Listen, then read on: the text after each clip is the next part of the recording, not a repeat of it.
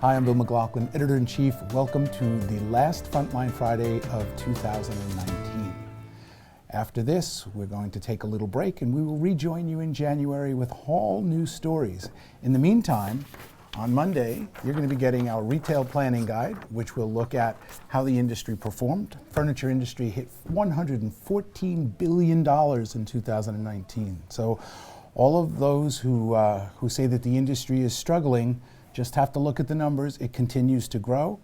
We continue to see each of the categories grow, certainly not at the same pace. There are some hot categories, some slower performing categories, but if you want to know which those are, you're going to have to tune in. And now we're going to go around the table and talk about some of the things that folks are going to be working on early next year. Tom, let's start with you. You are already looking past the holidays, past the new year.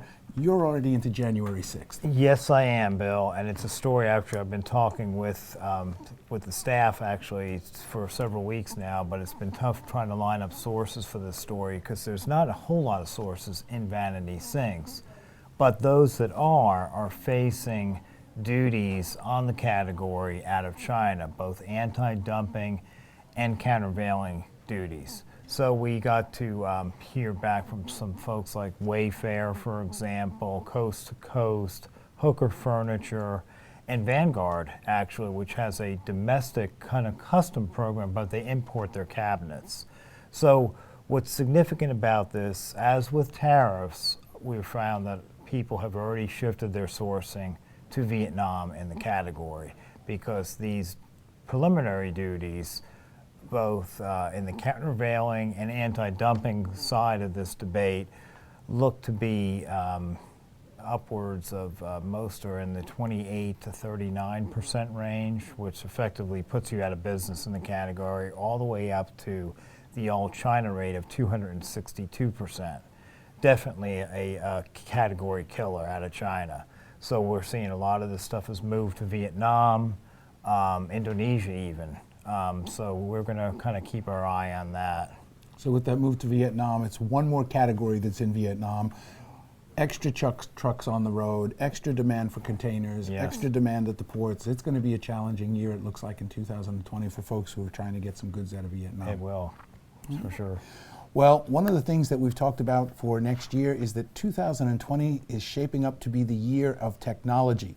And who better to get that discussion kicked off than our own Ann Ware, who's been tracking that category and the various subsegments of that category all year long.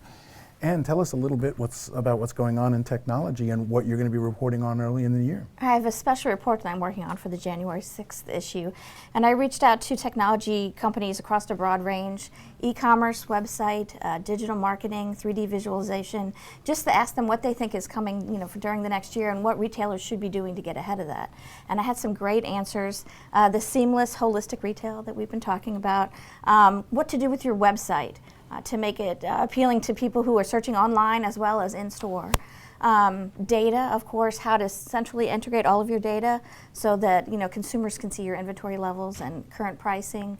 And then also product discovery online is a challenge, and personalization. So I have a lot of great answers, so I'm trying to kind of whittle that down into best practices for early next year. Something else I'm working on is furniture subscription services, which is hard to say. Five times fast, right? For early February, so I would love to get a response if people are out there in that category and want to contribute. So I would love to have information, companies that are in that category to reach out and find out what's coming in the new year. Subscription services seem to be just popping up every other month. There seems to be another one. I'm very curious to see how that evolves. Agreed. Yeah. Well, Thank great. See, we're already looking ahead to the new year, and so we will see you in 2020. On behalf of the entire staff here at Furniture Today, happy holidays, happy New Year, and we'll see you next year.